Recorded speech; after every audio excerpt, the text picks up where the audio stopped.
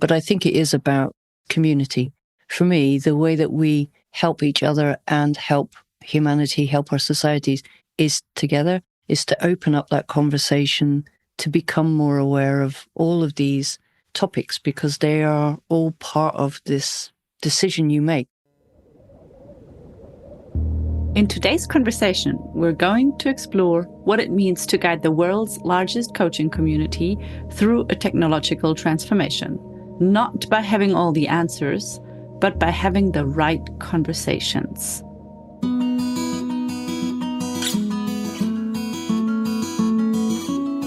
This is The Edge of Human and AI, a Viva la Coaching podcast. We sit right where coaching meets AI. And we're not afraid to ask the uncomfortable questions. We built this show because the coaching landscape is being reshaped by intelligent systems, and the organizations, leaders, and companies shaping that future deserve honest conversations. I'm your host, Rebecca Rutschmann. Each week, we'll help you understand how AI is transforming coaching. We discuss leadership development and human growth across organizations. We will help you navigate the ethical and strategic decisions that come with bringing AI into the coaching space. You'll hear from researchers, innovators, and industry leaders, as well as experts who are reimagining what's possible. Whether you're navigating AI for the first time or already building with it, this is where you belong. Follow us now and join us at vivalacoaching.com. Come stand with us at the edge. We're starting our podcast with a special season from the leading voices of the NYU Coaching and Technology Summit 2026. We will bring you bold, unfiltered conversations at the frontier where coaching meets technology and artificial intelligence. Expect real talk, sharp minds, and unfiltered conversations where we dare to ask the difficult questions. I have a wonderful guest today, Susan Cesar, Director of AI at the International Coaching Federation and founder of Humane.org, a nonprofit advancing life-centered leadership and ethical innovation, who has spent her career at the intersection of technology and people. From digital transformation to now holding the newly created role of shaping how more than 60,000 coaches around the world think about and work with AI. We'll discover why the profession is finally moving from fear to practical, and what that shift actually demands of us. We'll hear the surprisingly simple idea she's championing that might matter more right now than any framework or standard. And we'll talk about what she believes is most at stake if we don't fight to preserve what makes human coaching irreplaceable before the lines become too blurred to see. Hi, Susan. It's amazing that you made the time today to chat with me. Welcome. Thank you, Rebecca. No, I'm delighted. It's a great initiative and I'm always keen to be part of any dialogue. So yeah, cool. Yeah, and the dialogues are actually great. I don't know if you had the chance to listen to some of them already. I'm very excited for a lot of those releases. But getting us started for the session today, what should our listeners know about you and what drives you? I have been reflecting, as many coaches do, you can reflect on your intentions, how you show up in the world and your purpose. And so when I've done some of that, I've observed that my career, or even what I was interested in, was being a creative. So I was very interested in how you create emotions in other people. And that then followed me through into my career. And I've been working at the intersection of technology and people all the way through my career. And what I've noticed about me is that I've been trying to make each of the organizations I'm part of be more human. So the red thread for me is all about being human. And I set up Humane Org a little while ago when I left Airbnb in order that I could pursue that and do more around ethical AI to serve humanity. And that led me to the ICF. So that's a little bit about my own kind of reflections on me. Well, that's a perfect podcast for you because it's the edge of human and AI. Correct. Yeah. Beautiful. And you've been really, like you just mentioned, deep inside some of those more technically ambitious organizations. And now you're at ICF. It's the world's largest coaching body. What does that vantage point give you or bring you to see things different? I know some of your background is similar, but when you're working with technology, whatever the technology is, so my career has been really over the last 20 years, and there have been many different technological waves throughout that time. You know, the internet, social, mobile, and mobile money, crypto. AI has been a flavor all the way through that. I think the key change really was when we had generative AI, because that became very different as a technology. And it's probably the first time we have been presented with a technology that can iterate for itself, that can start to learn and start to act without human intervention. And I think that's why people became very concerned.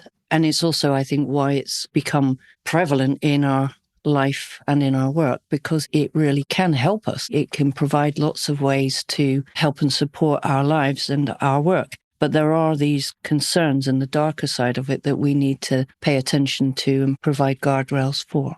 And I love that you mentioned the concern, because I mean, looking at ICF, for example, there are more than 60,000 coaches, worldwide. So what are you actually seeing? Because you're really connected with the community there now. So what do you actually see on the ground happening with coaches and their concerns, their worries, maybe also their excitements on how they're approaching AI? I think it's still very mixed. And that would be true more generally. I think AI, or generative AI particularly, people are becoming more aware of it, but that doesn't mean that they are necessarily educating themselves around how to best use it, or what the different types of AI are out there and how and where it should be good for humanity. So if I think about the coaches, last year when I joined ICF, people were very fearful of AI and reluctant to consider it. I think we've moved on. And again, this is generalization, but I was at the Paris Summit Converge last week, and when we did the show of hands, a lot of people were actively using AI. But now I think what we have to do as a profession is to help people do that responsibly. And I know Viva La Coaching, you do a lot of work to really help people orientate themselves, get themselves aware, get themselves literate, start to use it in practical ways that keeps them ethical and safe. Also helps them then to lose some of that concern or fear, because you better understand what you're dealing with. One of the things that I started to do last year and I want to do more of. So first thing is dialogue, is the more that we open up the dialogue, the more that people talk about it, that they express their concerns, that they hear how others are thinking about it or orientating themselves or practically using. I think that helps. But then the other thing is around playing with it. You can't break it. You know, it's not going to break you. So therefore, playing with it in a way that helps you grow your awareness and grow your skills. And then for you to make conscious decisions about whether you do or don't want to use AI, because you don't have to use it in your practice. You could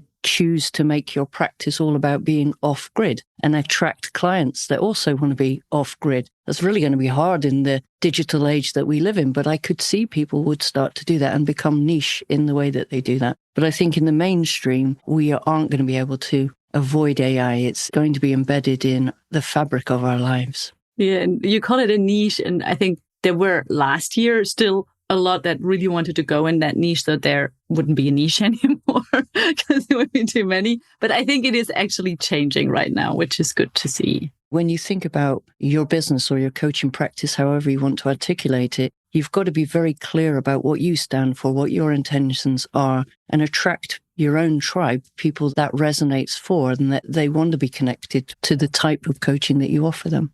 That's true. You're really still new in your role. You can still say that. I mean, you're in the game now for a little bit longer. And this is a newly created position within the ICF. So for our listeners, what's actually your role there? And what are you out to do at the moment? Well, I think my role has three lenses. The first one is to listen to our members, to hear how they are thinking about AI, what they expect of ICF in the connection with AI. And I think it's probably broader than just our members. I think there's also an obligation, because we are the leader in the coaching profession. There's a responsibility for us to help the profession more generally. And even actually wider than that, is because the general public are using AI for things that are adjacent to human development or their personal development, there is an obligation, I think, for us to help put out messages, public awareness, so that there's the do no harm type of thing. I think that's an important thing. So that lens is all around how do our members, how does the profession, and how does the general public stay safe and use AI in ways that are ethical and responsible.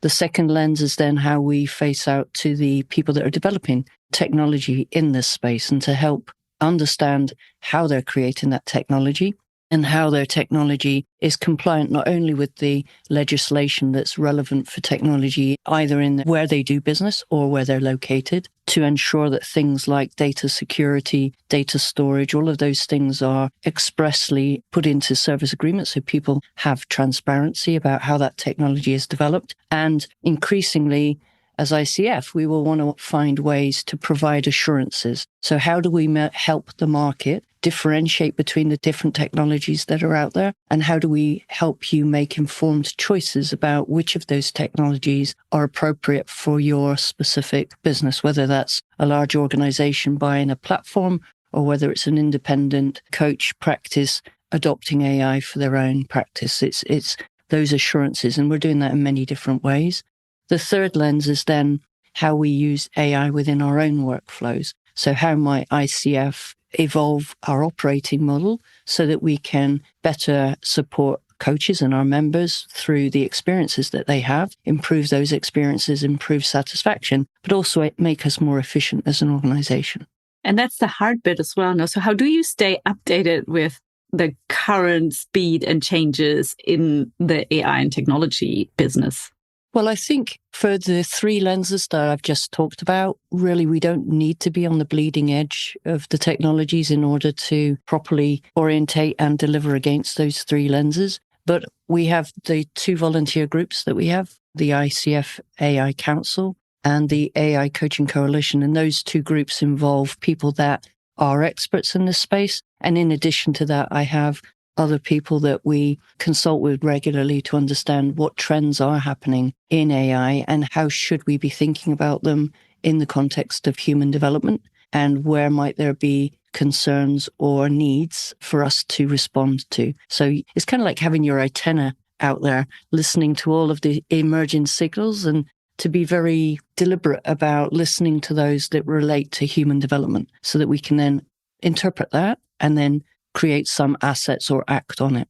You just mentioned a little bit the two groups that you're dealing with, and you have initiated the new AI Coaching Coalition in 2025. And I would love for our listeners to understand a little bit better what that actually is and what the purpose is and what they may be even currently working on, if there's anything that you can already tell us about. Sure. That was formed in response to what we were hearing. So again, listening to these signals that are happening out there in the profession, we were hearing that there is a need for a coalition, a need for the profession to get together and collaborate on things that matter as we navigate the coaching profession and the potential for AI to be part of that or to disrupt that.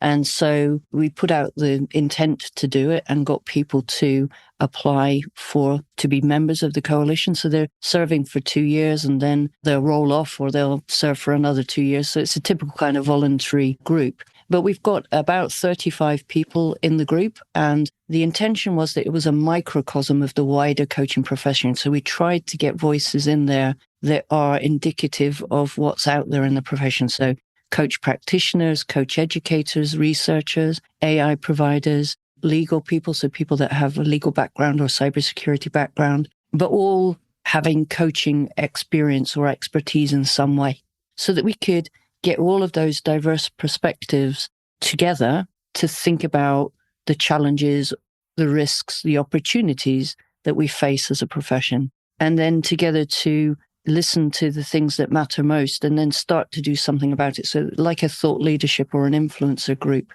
And the way that we want to influence is to then affect the sponsors. So ICF, EMCC, and AC are all leaders in the coaching profession. So they're a great place to start influencing. So the first three things that we've done as a coalition is there's a glossary of terms that I know you've helped initiate some of the input to that. There's the user manual, a beginner's guide for thinking about AI literacy. And then there's the AI literacy, a way to diagnose where you are and where you should head to next if you want to grow your mastery within AI in coaching. So those three initiatives are ready to be supported by the sponsors, ICF, EMCC, AC. And it's likely that the glossary of terms will be the first one that we work on together. And we hope that that will get published at some point this year. We don't have a timeline yet, but we're just at the point of agreeing how and when we start to work on that. There's been groundwork done by the coalition, but now it needs to be expanded and delivered across those three bodies with the coalition. Sounds like a lot of work still to do. Yeah, I mean, we're meeting in June at NYU, so it's our opportunity to get together in our first year to say, what lessons have we learned? What could we do differently? What could we do better? And how do we accelerate these three initiatives? Very good. Thank you for sharing that. And you're also just coming back from the ICF Converge in Paris. And I'm now very curious if there's anything that you keep dwelling on, like something that you heard, experienced, were surprised by. Is there anything that you want to share? I don't think it's a surprise. I think there definitely feels we've moved on a lot since even the other major event I was at last year was the Converge Summit in San Diego. And even NYU last year, if you think about what the dialogue was there. It's already a year ago. Yeah. We have moved on significantly in that year, in that I think the mood, where people are in terms of their expectations around the profession in AI. So I think we're just at that starting to become more mature. Probably we're in our teenage years. I think we've got quite a few different points of view. And at the moment, we haven't found a way to discuss them in ways that are together in balanced ways. It feels like we're still quite polarized in some respects. So what I hope is by more dialogue, we stop doing the kind of polarization and we actually find a way to come together and find a way to agree, well, what's the next best step that we should all be taking in order to help us grow our attitude and narrative around AI, but then also to help build the AI in ways that are helpful for the profession. So in particular, this is my personal view, I guess, from where I see we're at the moment is I hope that we can help people in the coaching profession move away from the generic AI models, the LLMs that really aren't designed for the coaching profession, and that we can identify tools within the coaching profession that have been built in ways that are ethical and responsible so that we can help people use AI, but it's built specifically for our domain, where it's got an understanding of our ethical values, etc. So I think we're close to that.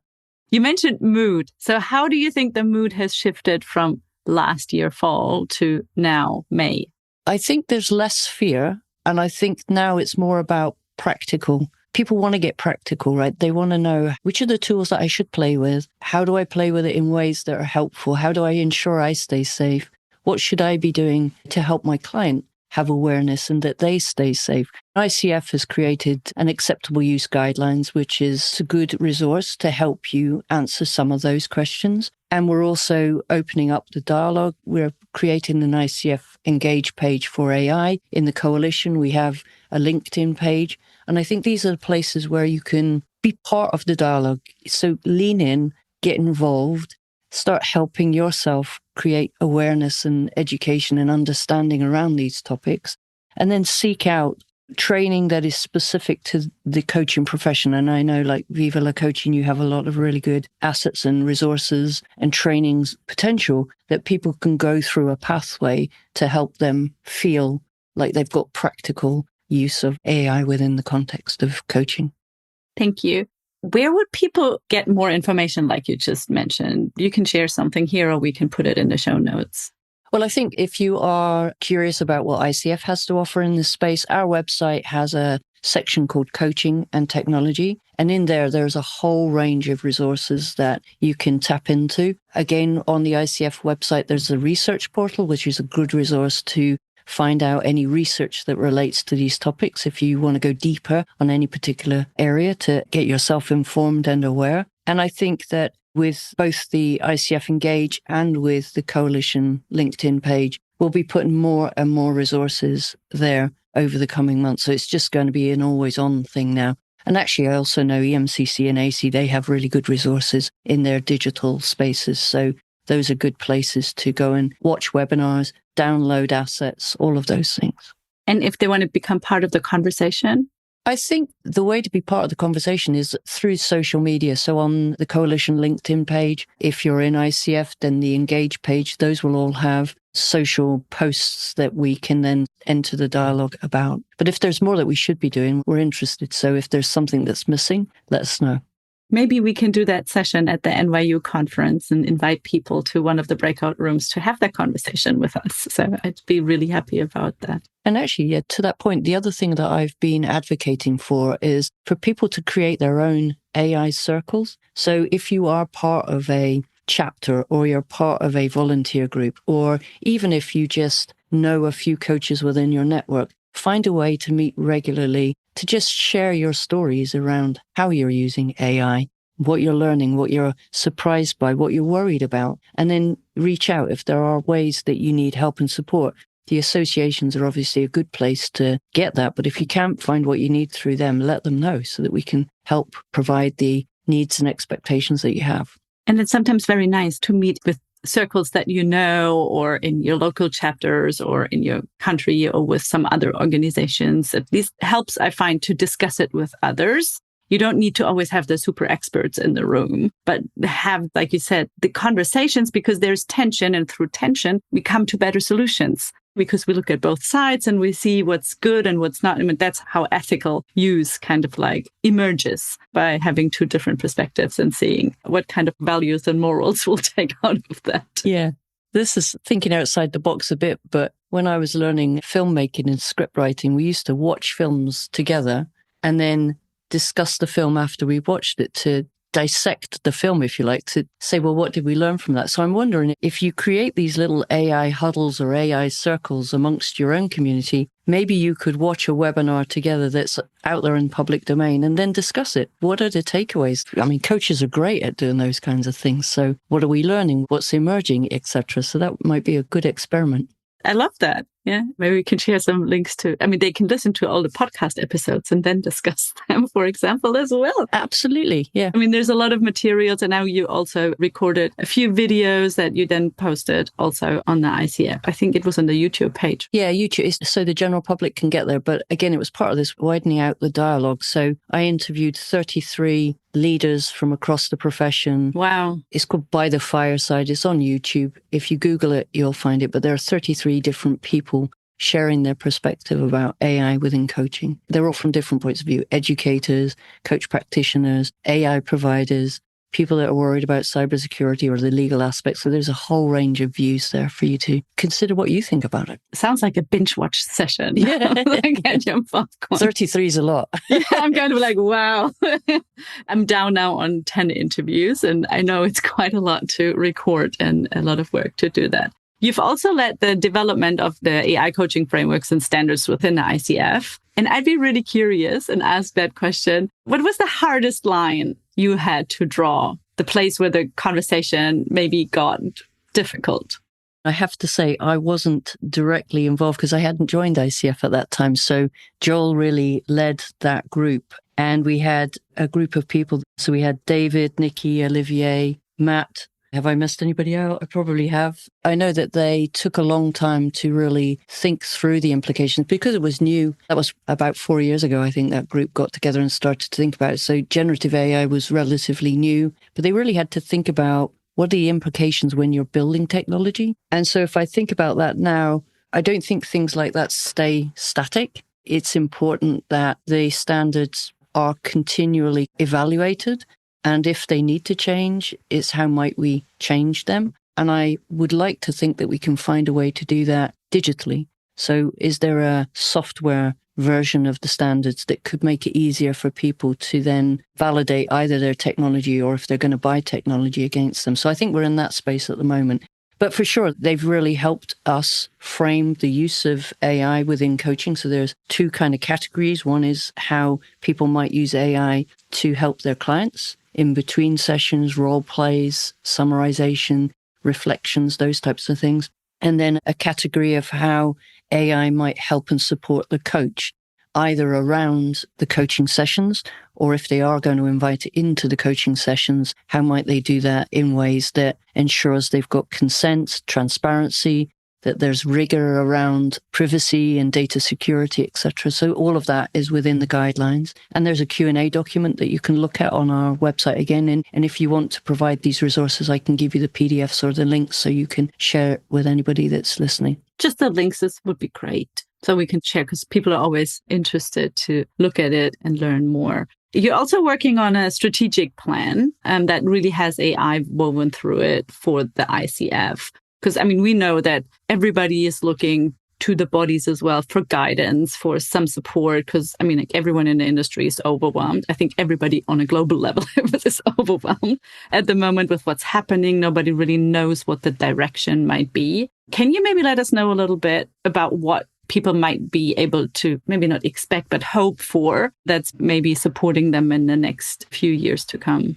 There are 4 key pillars to what we are doing in ICF. The first one is the assurances of the technology. So how do we use technology to vet and validate other people's technology? Not necessarily to compete in the market, but what we want to help the profession and the wider public to be able to make sense of the market. So in the moment, it's a bit like the Wild West. It's very hard for somebody to understand the difference between a GPT that somebody's created as a one-man band or a technology that is already compliant with GDPR, with SOC 2, all of those things.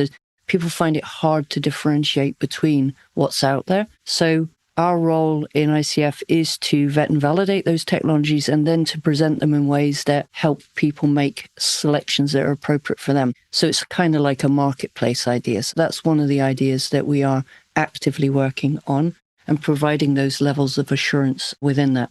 The second area is programming. Is how do we create content that helps people grow in their mastery? Start from where they are, but then how do we help them grow in their levels of mastery around either AI and how to ensure that you're using it in ways that are practical and safe, but also your mastery in terms of growing as a coach in the context of AI and how AI might help you know how you can develop better because it's there assessing you as a coach and your attainment of the core competencies.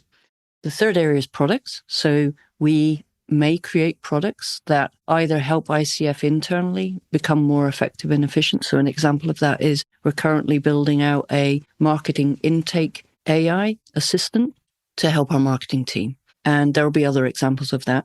But then externally, products that we might create, like I've mentioned AI literacy, there may be a diagnostic tool that we can develop that is for the profession that the EMCC, AC, and ICF may decide to collaborate on. I'm not saying that that's happening, but that is an idea that I think I could imagine that could happen in the next couple of years. And then community. So how do we help our community of volunteers? How do we activate our chapters? How do we activate internally within ICF just to create awareness, to help everybody feel confident in the choices that they're making around AI, whether it's to adopt it or not to adopt it? Love it. Especially the community is, I think, one of the big topics for us as the humans in the picture here. What would you say that in 3 years' time, or how would you be able to tell that in 3 years' time, the profession got it right? Well, I hope that we have our marketplace in place and that it's a bit like the Apple Store. And I also hope that our programming is something like Netflix, that you can go there and select a series of 6 or 8 things that you want to go through or experience in order that it grows either your awareness or your mastery. And then the human question for you. How do you think we can really stay human at heart in the times to come?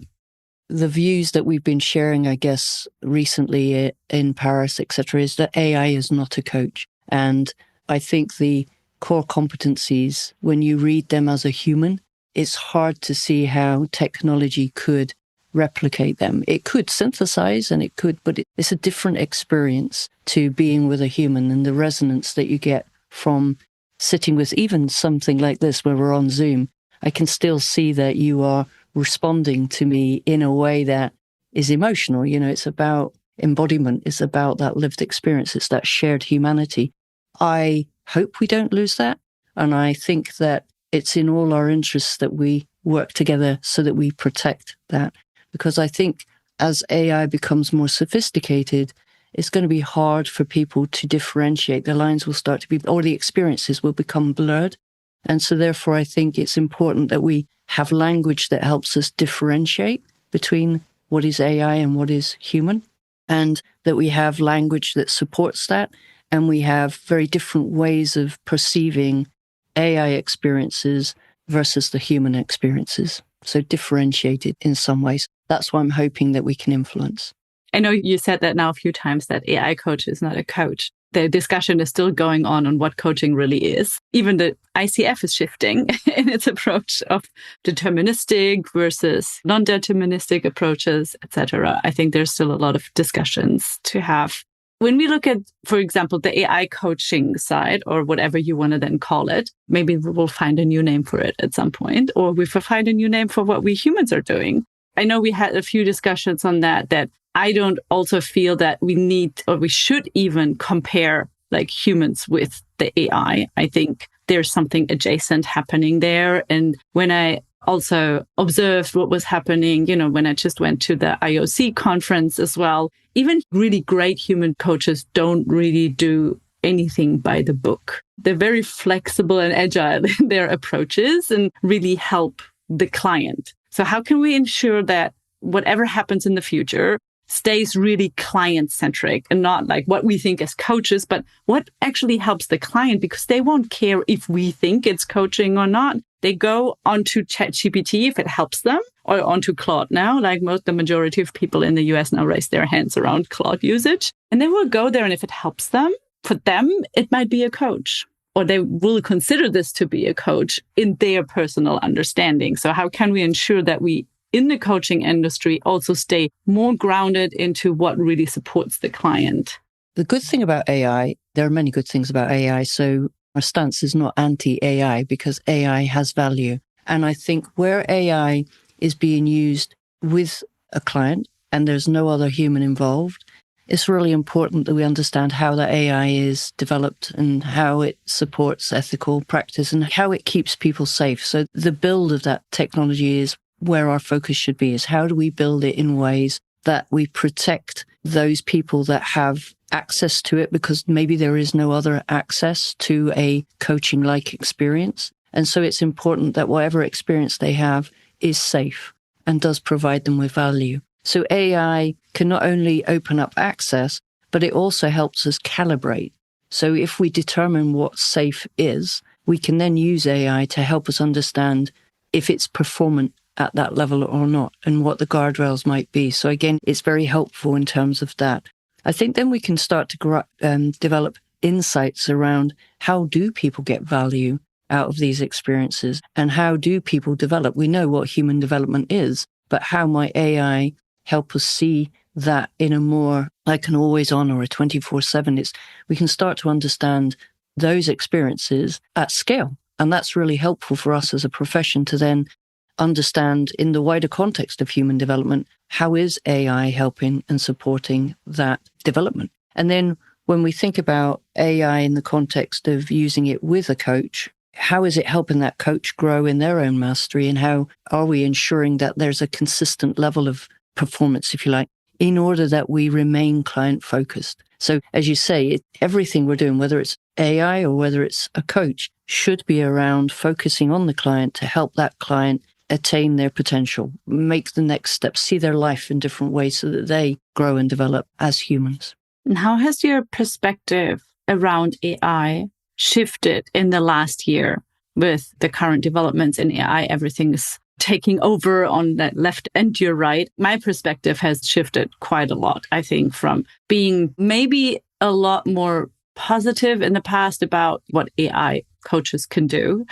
And they're great, but I think we need to focus personally more on the human side as well, in the room where people go to and get a lot more, or get what they were or are lacking when using technology. Has there anything changed the last year in your perspective around using technology and AI?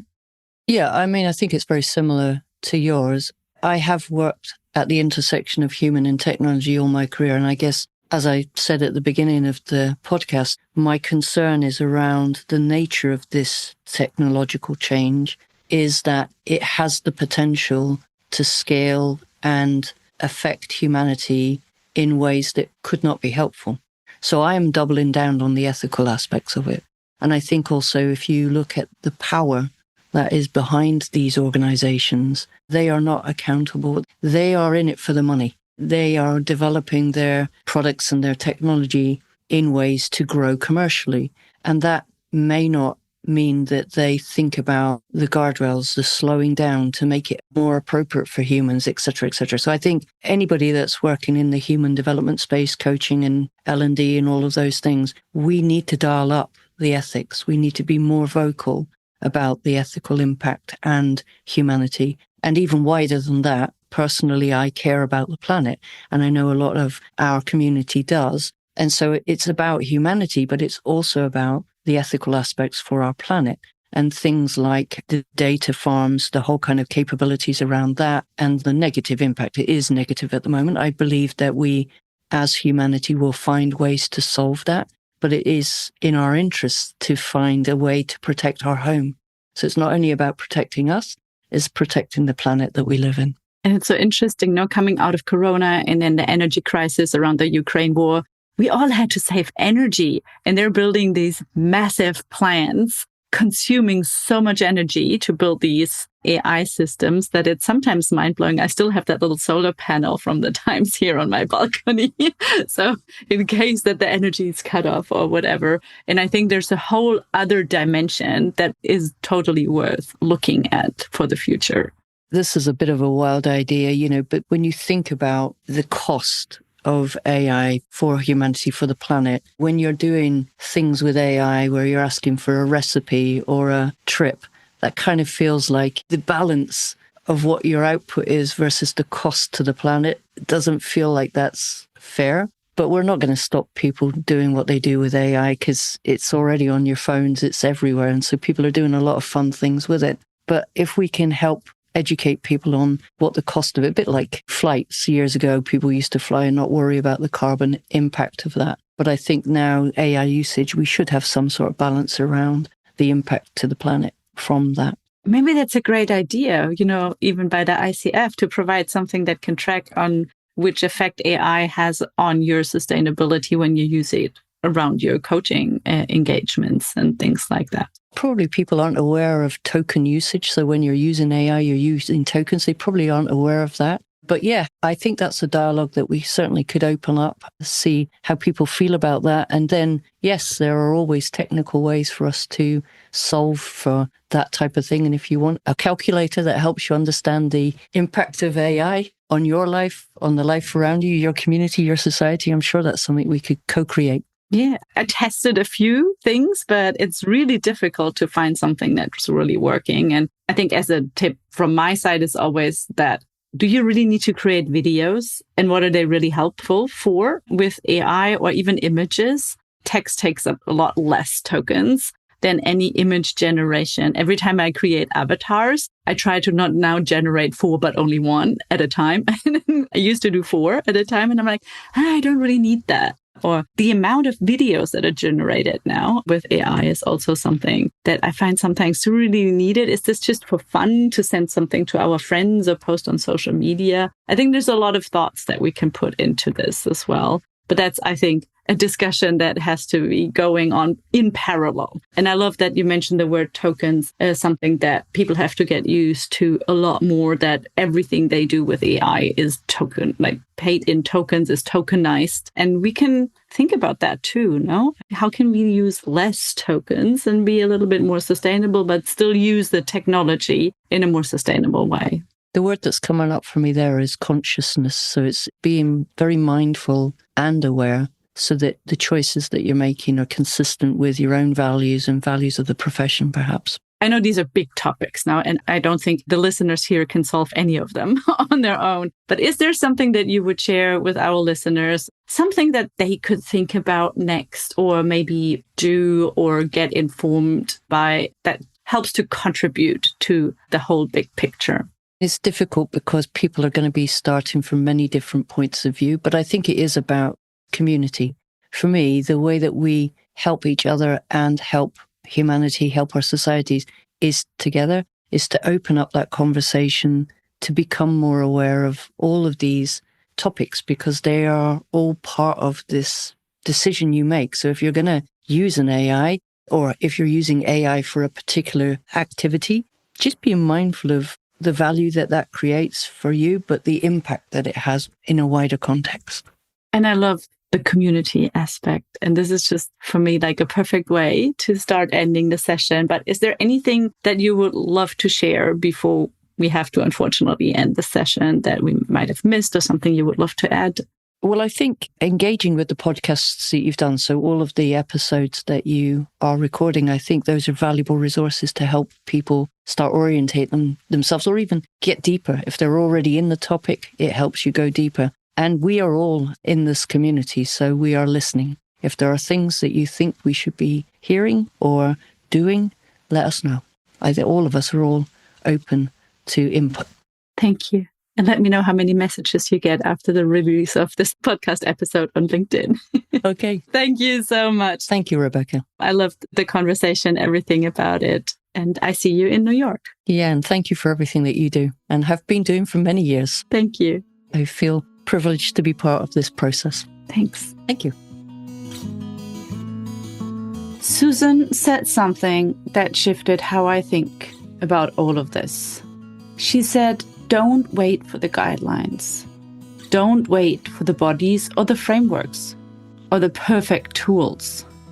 Just find 2 or 3 people you trust. Watch something together. Read. Talk about it. Because the profession isn't going to figure this out from the top down. It never does. It figures it out the way all important things get figured out. In small rooms, with people who are honest with each other. So the question I want to leave you with, who would be in your AI circle? That's it for today's episode of The Edge of Human and AI, a Viva la Coaching podcast. If this conversation opened something up for you, the best thing you can do is share it. Send it to a colleague, a client, a fellow coach, anyone who's asking the same questions you are. The more of us standing at this edge, the better the conversation gets. Follow us on your favorite podcast app so you never miss an episode. And come find us at vivalacoaching.com, where you'll find resources, community, and conversations you won't find anywhere else. We'll be back next week with another voice from the edge. Until then, come stand with us at the edge.